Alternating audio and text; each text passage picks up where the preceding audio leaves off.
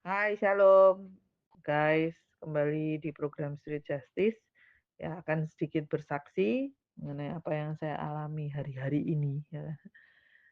Nah, saya akan membawa sebuah tema mengenai pertumbuhan, di mana masing-masing setiap kita pasti mengalami yang namanya pertumbuhan. Menjadi baik pertumbuhan di dalam pekerjaan, baik pertumbuhan dalam pelayanan, pertumbuhan dalam apa? Hubungan kita dengan keluarga kita ya kan, dengan anak-anak kita, semua menuju sebuah pertumbuhan kalau kita ada di jalan yang benar. Karena apa? Ya itu sebuah pilihan loh, teman-teman. Untuk kita itu mau bertumbuh atau tidak bertumbuh itu adalah sebuah pilihan kita sendiri. Jadi jangan salahkan keadaan, jangan salahkan orang lain ya kan, jangan salahkan apapun itu gitu loh. Tetapi itu kembali kepada diri kita sendiri. Sebuah gambaran, gimana sih pertumbuhan itu gitu. Kenapa saya katakan itu sebuah pilihan, karena kita anggap saja seperti ini, ketika kita berada di komunitas satu, ternyata kita itu nggak cocok teman-teman. Kita masuklah ke komunitas yang lain, komunitas A pindah ke komunitas B. Terus akhirnya kita nggak cocok lagi nih, pindah lagi ke komunitas C, dan seterusnya dan seterusnya. Syarat sebuah pertumbuhan adalah ketika kita mau untuk tertanam. Kita tidak mungkin bisa bertumbuh tanaman kita ini ketika kita pindah dari komunitas satu dengan komunitas yang lain. Dengan alasan bahwa saya tidak cocok, eee, rasanya enggak deh, karena aku ditegur ini, ditegur itu, gitu. Ketika hal-hal yang kita anggap kita itu membatasi kita, kita itu nggak mau disenggol di sisi itunya, dan akhirnya membuat kita itu pindah. Bahasa lembutnya itu memilih-milih firman, ya kan? Ketika kita ditegur kita nggak mau, ketika kita disenggol masalah ini kita nggak setuju, ya kan? Akhirnya memutuskan untuk keluar. Maka tidak ada satu hal pun yang akan bertumbuh dalam pengenalan kita akan Tuhan. Saya katakan dalam segi rohani dulu. Karena apa teman-teman? Ketika apa yang kita kerjakan dalam dunia rohani, itu akan ngefek di dunia jasmani kita, pekerjaan, hubungan kita suami istri, hubungan kita dengan anak. Itu sepertinya sebuah paket yang pisah-pisah ya. Tetapi sebenarnya apa yang kita kerjakan di dunia rohani, apapun bentuknya itu sangat efek ya, sangat berkaitan dengan dunia kita di luar ketuhanan ini loh. Tetapi tidak banyak orang menyadari itu. Mereka memisah-misahkan itu. Masalah bisnis, pekerjaan ya pekerjaan. Masalah gereja ya gereja, pelayanan. Masalah anak beda lagi. Sedangkan yang saya lihat bahwa apa yang tidak beres dalam kehidupan rohani saya, itu akan terlihat jelas tanda kutip penyelewengan-penyelewengan yang terjadi di kehidupan anak saya, kehidupan keluarga saya, kehidupan pekerjaan saya. Itu tidak bisa dipisahkan, teman-teman. Tapi banyak orang itu tidak menyadarinya masih dipisah-pisah. Padahal itu sebuah kesatuan yang tidak dapat dipisahkan. Nah, ketika saya katakan bahwa komunitas A pindah komunitas B, pindah komunitas C, maka tidak ada satupun pertumbuhan yang akan dialami orang ini. Karena apa? Dia tidak mau mengakar, dia tidak mau menetap, tertanam dulu berakar kuat di dalamnya. Karena yang masuk dalam dirinya hanya yang mau dia terima aja, yang enggak mau dibuang. Yang enggak mau, wah berarti enggak cocok, saya akan pindah. Tetapi ketika kita masuk komunitas A, oh aku rasanya enggak ya, enggak setuju gitu. Akhirnya kita pindah komunitas B dan kita tertanam di sana, kita mau diproses di sana, pendewasaan di sana, maka kita akan mengalami yang namanya sebuah pertumbuhan. Tentunya ketika kita awal masuk gabung dalam sebuah komunitas, itu menjadi rahasia umum ketika kita di-treat habis-habisan kita menjadi bisa dikatakan kita menjadi bintangnya saat itu yang diperhatikan, tanya apa selalu dijawab, butuh apa selalu dikasih gitu kan. Segala sesuatunya mudah untuk kita terima. Karena apa? Ya kita sedang dilayani nih gitu loh. Begitu berharganya nih jiwa kita gitu. Tetapi ada masanya ketika kita itu bukan lagi dilayani, tapi kita yang melayani. Nah, kita bisa sejauh apa sih kita itu memberi yang terbaik? Itu menjadi pertanyaan. Kita masuk dulu dalam sebuah ayat di 1 Korintus 13 ayat 11 mengatakan, ketika aku kanak-kanak, aku berkata-kata seperti kanak-kanak. Aku merasa seperti kanak-kanak, aku berpikir seperti kanak-kanak. Sekarang sesudah aku menjadi dewasa, aku meninggalkan sifat kanak-kanak itu. Jadi ketika kita sudah terjun dalam dunia, yang dikatakan kita anggap kita masuk dulu dalam dunia pelayanan karena saya merasa dan yang saya yakini bahwa apa yang kita kerjakan untuk Tuhan itu sangat berpengaruh di seluruh sektor, seluruh bidang kehidupan kita. Jangan bicarakan motivasi dulu ya teman-teman. Motivasi itu nanti urusan yang lain gitu. Ketika kita, oh berarti motivasi kamu melayani itu untuk supaya diberkati, untuk ini. Ya pasti, pasti ada motivasi itu gitu loh. Tetapi kita mengalirkannya benar atau enggak gitu loh. Kita menyadari enggak ketika semua yang kita terima dalam dunia ini, semua kenyamanan, semua apapun yang terjadi dalam kehidupan kita, ujungnya, sumbernya itu ya rohani kita sama Tuhan, hubungan kita sama Tuhan. Jadi ketika kita menerima berkat, seharusnya kita pun akan bersyukur dan mengatakan bahwa, loh kalau bukan karena Tuhan, ya kan, saya enggak mungkin ada di titik sekarang. Gitu. Jadi kembali ke ayat yang tadi saya katakan, bahwa ketika aku kanak-kanak, aku berkata seperti kanak-kanak, merasa seperti kanak-kanak, berpikir seperti kanak-kanak gitu. Semua enak, semua ditata jalan kita.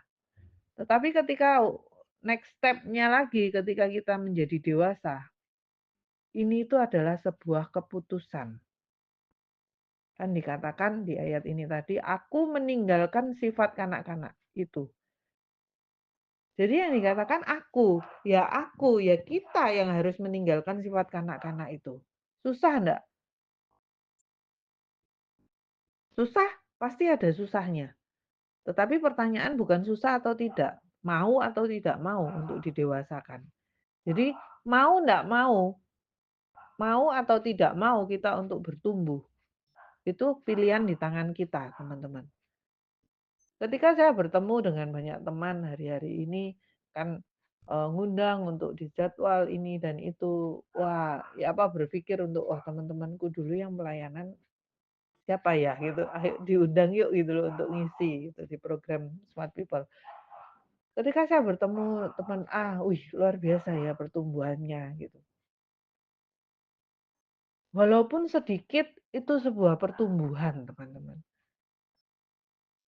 Pernah ya lihat, ilustrasi ya, orang yang berjalan di anak tangga itu, tangganya pendek-pendek, tapi dia naik, sesuai dengan ukuran kakinya nih, naik. Ada juga yang tangganya jaraknya itu panjang-panjang, orang kelelahan, nggak bisa meraihnya gitu loh, membuat dia itu stuck. Karena apa? Terlalu membumbung tinggi, terlalu melihat sesuatu yang wow, yang besar. Sedangkan yang kecil ini dengan anak tangga yang pendek-pendek, mini-mini ini, dia terus melangkah. Ya itulah sebuah pertumbuhan. Ketika kita sibuk melihat pertumbuhan orang lain, kok bisa ya gitu, terus kita mau niru, tidak bisa teman-teman. Karena sebuah pertumbuhan itu pribadi, proses itu pribadi. Dan kita yang memutuskan kita itu mau enggak untuk meninggalkan sifat-sifat itu, kanak-kanak. Apa sih sifat kanak-kanak itu dijelaskan di 1 Korintus 3 ayat 2 bahwa susulah yang kuberikan kepadamu bukanlah makanan keras. Sebab kamu belum dapat menerimanya dan sekarang pun kamu belum dapat menerimanya. Susu tinggal ditelen, bubur tinggal ditelen, teman-teman. Sesuatu yang siap tinggal kita telen. Nggak perlu usaha apa-apa.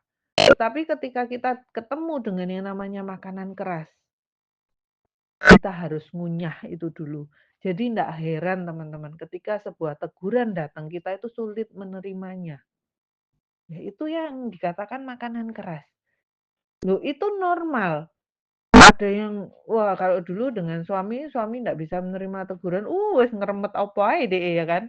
Kan badannya gede, gede gitu loh kan.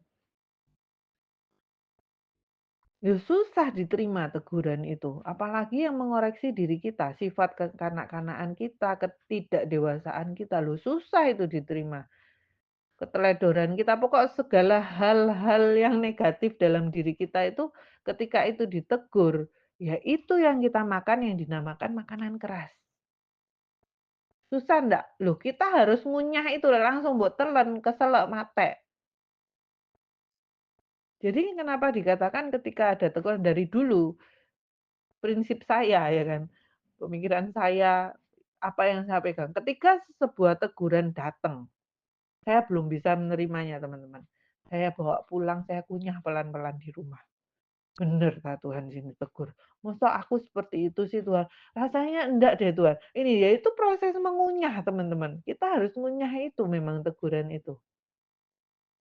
Sampai benar-benar lembut baru kita telen. Nah, ketika kita tidak mau mengalami proses mengunyah itu, kita telan mentah-mentah, kita tersinggung, terus akhirnya kita oh agak Tuhan-Tuhanan, agak gereja ini males. Yang dikatakan itu enggak benar, sesat itu ya kan. Ya kita tidak akan bertemu dengan yang namanya pertumbuhan. Ya kita enggak mau itu gitu loh. Ketika kita sudah masuk step nih, teguran keras itu datang, kita mau belajar ngunyah ya kan. Wah, kita telan, oh iya ternyata benar ya. Oh, maksudnya ini gini loh. Kalau aku enggak jatuh sekarang, aku meneruskan kelakuanku yang seperti ini, nanti itu ujungnya seperti ini loh. Jadi membuat kita itu dapat kayak sapi ya kan. Sapi kan ngunyah, berproses. Ya jadilah seperti itu, teman-teman.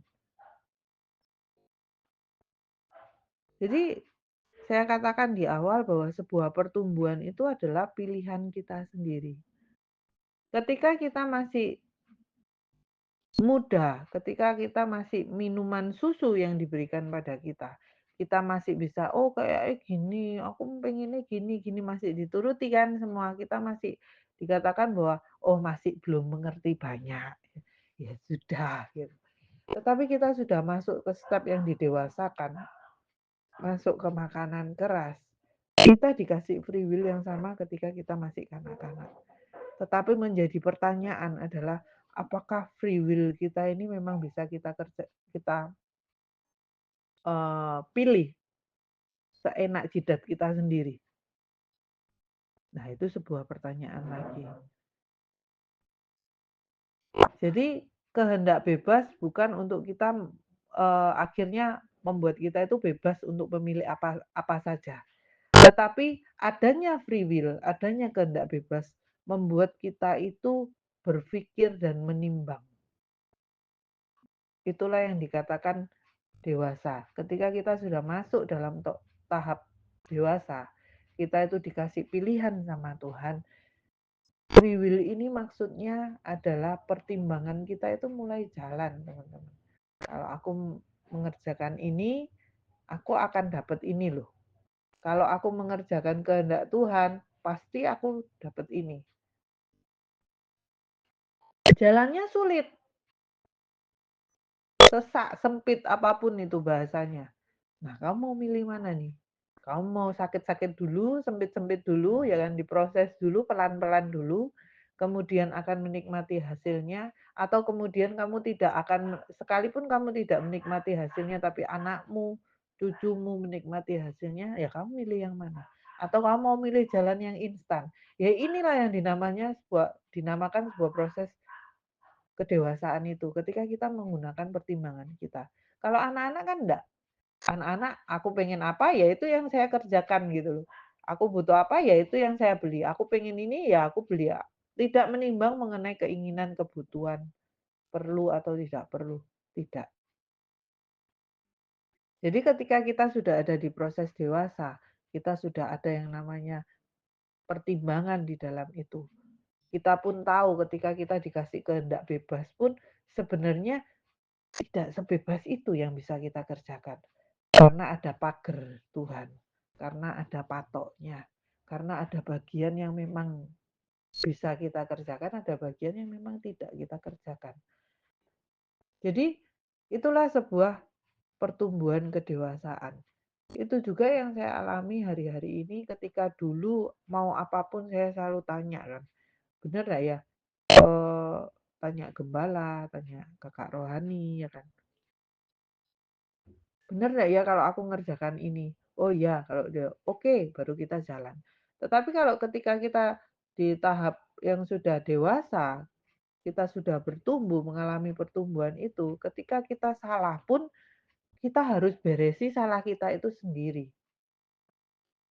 Kita datang ke Tuhan sendiri. Karena apa? Kita tahu kok kita salah, yang benar yang kan dikatakan ketika kamu sudah dewasa, kamu tahu yang benar mana, yang salah itu yang mana. Yang bisa kamu kerjakan mana, yang enggak itu yang mana. Karena disertai pertimbangan itu. Jadi ketika pekerjaan kita enggak beres, pelayanan kita enggak beres, banyak hal yang enggak beres dalam kehidupan kita, harusnya kita lipat tangan kita ya kan, tekuk lutut kita doa sama Tuhan. Tuhan ini tuh yang salah itu yang mana ya kan. Aku ini kasih tahu kok, oh ya kan. Kadang kan dikasih bocoran sama mentor, sama bapak rohani, bapak gembala, ibu gembala, atau siapapun yang memayungi rohani kita, menjadi payung rohani kita. "Nong kayaknya kamu salah di sini sih." "Hah? Nong kayaknya ada nggak beres deh di inimu." "Hah? Masa sih? Kok rasanya udah bener ya kan." Coba toh doa. Jadi bukan lagi dikasih tahu bahwa, "Oh salahmu di sini, kamu harus mengerjakan ini." Tapi kita ada di fase di mana datang, doa sama Tuhan, kurangmu apa, harus mengerjakan apa, nanti pasti beres gitu. Jadi kita sendiri yang menggali itu, teman-teman. Kalau dulu doa harus disuruh, sekarang dibanguni. Pilihan di tangan kita, kamu mau doa atau enggak? Kamu mau bangun pagi untuk berdoa atau enggak? Kamu mau mengerjakan pelayananmu atau enggak? Semua pilihan di tangan kita. Makanya ketika kita disodorkan, kamu mau bertumbuh atau enggak, kamu mau menjadi dewasa atau enggak, itu adalah masalah keputusan kita, teman-teman. Jadi ketika kita memutuskan kita mau bertumbuh, ya nikmatilah prosesnya, ya terima prosesnya. Dan jangan pernah ketika kita gagal, ketika salah, wah kita langsung gulung tikar, ya wis pulang lah, wis gak mau lagi gitu, enggak. Itu sebuah kewajaran ketika kita itu salah. Bukan berarti saya kompromi terhadap sebuah kesalahan atau dosa, enggak. Tetapi yang saya lalui, yang saya alami ketika saya salah, saya bangkit, saya berdoa, saya beres-beresan sama Tuhan, ya kerjakan seperti semula. Saat terpuruk pun, saat enggak enak pun, saat saya sedang tidak beres pun, saya tidak meninggalkan Tuhan yang, wah ya wis lah, enggak.